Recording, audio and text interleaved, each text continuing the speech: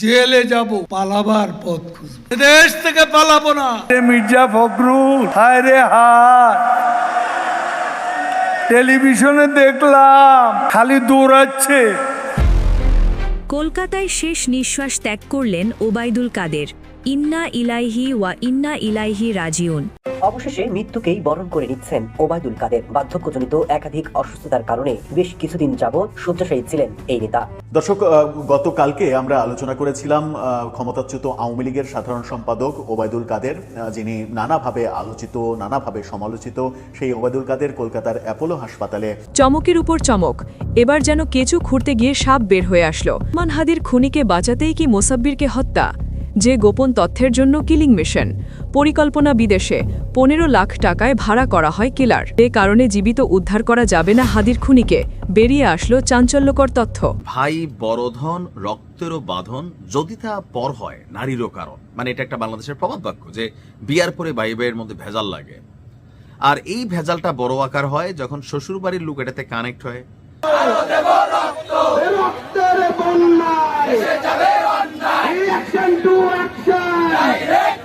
প্রিয় দর্শক, বাংলাদেশে যে চলমান ঘটনাবলী ঘটছে তারই আলোকে আপনাদের মাঝে অতি গুরুত্বপূর্ণ কিছু ভিডিও ফুটেজ নিয়ে হাজির হয়েছি।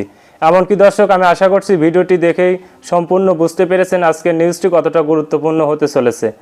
তো প্রিয় দর্শক, যারা ভিডিওটি অন করেছেন তারা ভিডিওটি না টেনে সম্পূর্ণ মনোযোগ সহকারে দেখবেন, তাহলে ভিডিওর মূল রহস্য বা আসল ঘটনাগুলো জানতে বা বুঝতে পারবেন। প্রিয় দর্শক, আমি আর বেশি কথা বাড়াতে চাই না, চলুন দেখে আসি সেই আজকের কাঙ্ক্ষিত ভিডিওগুলো। তবে তার আগে বলি, যারা এখন এই চ্যানেলটি সাবস্ক্রাইব করেননি তারা সাবস্ক্রাইব করে পাশে থাকা বেল আইকনটি বাজিয়ে দিবেন। আর যারা ইতিমধ্যে এই চ্যানেলটি সাবস্ক্রাইব করে রেখেছেন তাদেরকে অসংখ্য ধন্যবাদ। তো চলুন দর্শক, আমরা একটা লাইক দিয়ে ধারাবাহিকভাবে ভিডিওর সকল বিস্তারিত আলোচনা দেখে আসি। চমকের উপর চমক, এবার যেন কেঁচো খুঁড়তে গিয়ে সাপ বের হয়ে আসলো। রাজধানীর কাউরান বাজারে গুলি করে হত্যা করা হয়েছে ঢাকা মহানগর উত্তর স্বেচ্ছাসেবক দলের সাবেক যুগ্ম আহ্বায়ক আজিজুর রহমান মোসাব্বিরকে। এই ঘটনায় দেশের বিভিন্ন এলাকায় অভিযান চালিয়ে এক শুটার সহ 4 জনকে গ্রেফতার করেছে ঢাকা মেট্রোপলিটন পুলিশের গোয়েন্দা বিভাগের সদস্যরা। আটককৃতদের মুখে উঠে এসেছে চাঞ্চল্যকর সব তথ্য। একাধিক গোয়েন্দা সূত্র বলছে, জুলাই অভ্যুত্থানের মধ্য দিয়ে রাজনৈতিক পটপরিবর্তনের পর আওয়ামী লীগের নেতাকর্মীরা আত্মগোপনে চলে গেলে নতুন করে কাউরান বাজারের নিয়ন্ত্রণ নেয় বেশ কয়েকজন। তাদের মধ্যে আজিজুর রহমান মোসাব্বির ছিলেন অন্যতম। ভ্যানস্ট্যান্ড সহ অন্তত 400 দোকানের নিয়ন্ত্রণ নিয়েছিলেন এই মোসাব্বির। এই জন্য দল থেকে বহিষ্কারও করা হয়েছিল তাকে। তবে তার এই নিয়ন্ত্রণ ছিনিয়ে নিতে মরিয়া হয়ে ওঠে আরও একাধিক চক্র। এর মধ্যে কারামুক্ত হয়ে বিদেশে পাড়ি দেয়া এক শীর্ষ সন্ত্রাসী, মহাখালীর বাসিন্দা কাউরান বাজারের ব্যবসায়ী শহীদুল্লাহর ছেলে মোহাম্মদ বিল্লালের সঙ্গে চুক্তি করে এই হত্যাকাণ্ড ঘটায়। মামলা পরিচালনা, কারাগারে সাপোর্ট, দ্রুত সময়ের মধ্যে জামিনসহ মোসাব্বিরকে চিরতরে সরাতে 15 লাখ টাকায় রফা দফা করা হয়। আর এই টাকা থেকে 3 লাখ টাকা দেওয়ার কথা হয় শুটারকে। ডিবি কর্মকর্তারা বলেন, জিন্নাত বেশ কিছুদিন ধরেই বেকার ছিল। এই জন্য সহজেই সে এত টাকার লোভে মুসাব্বিরকে হত্যার জন্য রাজি হয়ে যায়। সেই পরিকল্পনা অনুযায়ী হত্যাকাণ্ডের বেশ কয়েকদিন আগে থেকেই মুসাব্বির কোথায় যান, কোন জায়গায় আড্ডা দেন, কখন বাসায় ঢোকেন, কে কে তার সঙ্গে থাকে, সব রেকি করে বিল্লালের চাচা আব্দুল কাদির, তার ভাই মোহাম্মদ রিয়াজ। আর গুলি চালানোর দায়িত্ব পড়ে জিন্নাত ও তার ভাই রহিমের ওপর। ঠিক সেই পরিকল্পনা অনুযায়ী গত বুধবার সন্ধ্যার পর কাউরান বাজারের হোটেল সুপারস্টারের পাশে আহসান উল্লাহ টেকনোলজি ইনস্টিটিউটের গলিতে মোটরসাইকেল নিয়ে অপেক্ষা করতে থাকে বিল্লাল, জিন্নাত ও রহিম।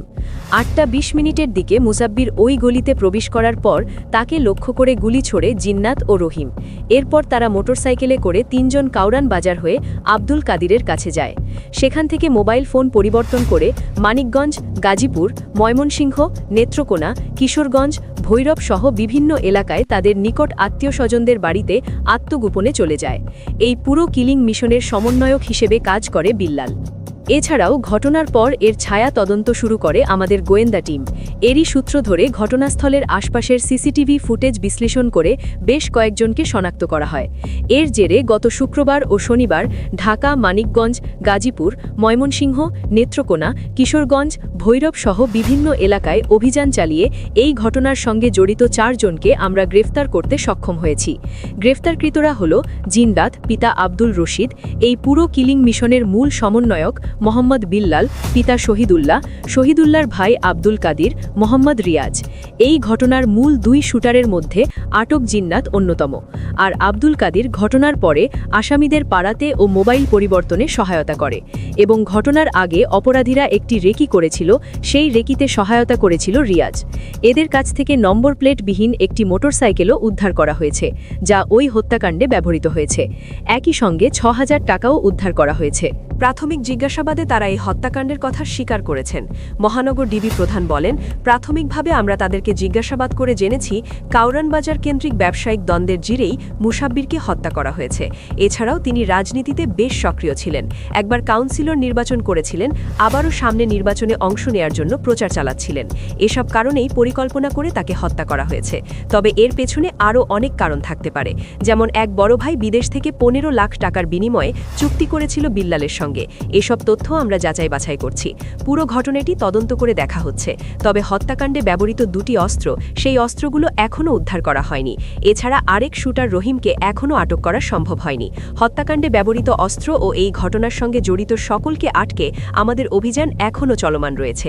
জুলাই গণঅভ্যুত্থানের পর ভারতে পালিয়ে যাওয়া ওবায়দুল কাদেরের মৃত্যুর গুঞ্জন ছড়িয়ে পড়েছে চারিদিকে। জানা গিয়েছে গত শুক্রবার আচমকাই তার শারীরিক অবস্থার অবনতি হলে প্রায় সংজ্ঞাহীন অবস্থায় তাকে কলকাতার বাইপাসের কাছে আপোলো হাসপাতালে নিয়ে যাওয়া হয়। বার্ধক্যজনিত একাধিক অসুস্থতার কারণে বেশ কিছুদিন যাবৎ শয্যাশায়ী ছিলেন ওবায়দুল কাদের।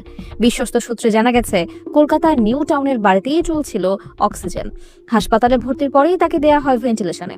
পরবর্তীতে হাসপাতাল সূত্রে জানা যায় কলকাতার অ্যাপোলো হাসপাতালে ভেন্টিলেশনে নেয়া ওবায়দুল কাদের নতুন করে কোনো ধরনের চিকিৎসা নিতে পারছেন না।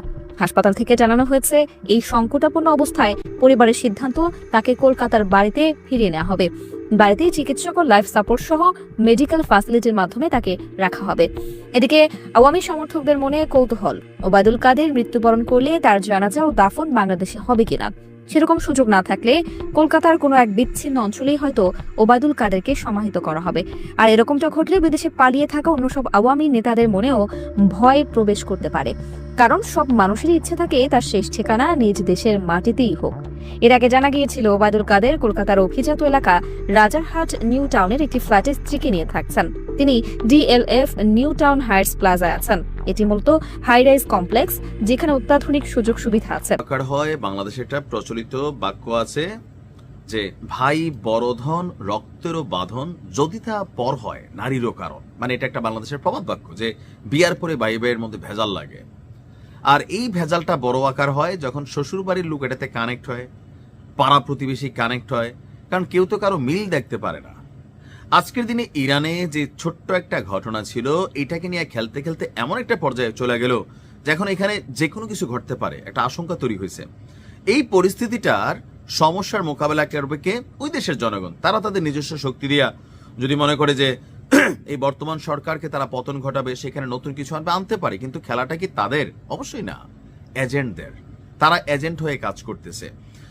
তো এখন অনেকে যারা এখানে ঢুইকা গেছে, এরা আন্দোলনটার আউলায়া ঝাউলাইয়া রাজকীয় বাহিনী, সেনাবাহিনী, পুলিশ, থানা হামলা, ক্যান্টনমেন্ট, বিভিন্ন জায়গায় কিন্তু বড় বড় অকারেন্স ঘটাচ্ছে। আর এতে পশ্চিমারা এখন আর একটু শক্তিশালী হয়ে গেছে, সাহস পাইতেছে এই পরিস্থিতিতে আইসা। তবে আমার মনে হয় এই বক্তব্যটা আরও একটু আগে দেওয়ার দরকার ছিল ইরানের প্রেসিডেন্টের। বাংলাদেশে আওয়ামী লীগ সরকারের পতনের পেছনে ওই মুহূর্তে আওয়ামী লীগের বেশ কিছু সিদ্ধান্ত তাদের জন্য একটার পর একটা ভুল ছিল। যেমন আমাদের যে এই ঘটনাগুলোতে প্রথম যে হত্যাকাণ্ডের শিকার হলো, এরপরে দ্বিতীয়টা, এরপরে তৃতীয়টা, ইন্টারনেট বন্ধ করে দেওয়া, আর ইন্টারনেট বন্ধ করা যে অভিযানগুলো চলছে সেগুলো ভুল ছিল ওই মুহূর্তে এই সিদ্ধান্তগুলো। তো ইরানও ধারাবাহিক ভুলের পরে আমার মনে হয় যে এখন একটু লাইনে আসছে। ইরানের প্রেসিডেন্ট মাসুদ পেজেশকিয়ান ততটা বিচক্ষণ না, তারপরেও দিন শেষে তিনি বুঝতে পারছেন জনগণকে সাথে নিয়ে বিষয়টা সমাধান দরকার। তোমাদের কি দরকার কি? যেমন বাংলাদেশে আন্দোলন ছিল কি কোটা দাবি, কোটা আন্দোলন, এটা হয়ে গেল সরকার পতন। ইরানও এখন চলতেছিল কি আপনার মুদ্রার দরপতন, মানে জিনিসপত্রের দাম বাড়া, এগুলো নিয়ে। কিন্তু আর কিছু তো আছে ইসলামিক আইনে চলতে গেলে। বাংলাদেশে যারা বারবার বলি যে কলেমার পতাকা চাই, ইসলামের আইন চাই, শুরু হয়ে গেলে দেশের মানুষের অর্ধেকের পিঠের চামড়া থাকবে না, কারো হাত থাকবে না, পাও থাকবে না। শরিয়া আইনে আপনি কি পরিমাণ কঠিন আইন, এখন আমাদের দেশে নাই দেখে আমরা এটা আসলে ততটা বুঝি না। ইরানে কিন্তু আছে। তো যে আইনগুলো যার উপর প্রয়োগ হচ্ছে তারা মনে করতেছে ভাই এটা তো দরকার নাই, আমরা এখানে গণতন্ত্র চাই, ইসলামিক প্রজাতন্ত্র চাই না, বা ইসলামিক এই রিপাবলিকান আমরা চাই না। তো তারা একটা গোষ্ঠী আছে। বাট এখন যেটা মূল সমস্যা ছিল অর্থনৈতিক ইস্যুটা, দিন শেষে এই 2 সপ্তাহ পর 14 দিন পরে ইরানের প্রেসিডেন্ট মাসুদ পেজিশকিয়ান তিনি অর্থনৈতিক সংস্কারের ঘোষণা দিয়েছেন, তবে একটু দেরি করে ফেলছেন। কোটানিয়া আওয়ামী লীগ সরকারও একটা সিদ্ধান্ত নিছিল, কিন্তু দেরি করে ফেলছে। আমি জানি না যে কি হবে। 2 সপ্তাহ ধরে এই ঘটনার পর গতকালকে মাসুদ পেজিশকিয়ান বলছেন যে অর্থনৈতিক সংস্কার এই সরকার করবে এবং তার সরকার জনগণের কথা শুনতে প্রস্তুত আছে। গতকালকে রাষ্ট্রীয় টেলিভিশনে জরুরি এক বার্তায় তিনি সমঝোতামূলক দৃষ্টিভঙ্গি গ্রহণ করেন। জনগণকে তিনি বলছেন যে আপনারা সমঝোতামূলক দৃষ্টিভঙ্গিতে আসেন।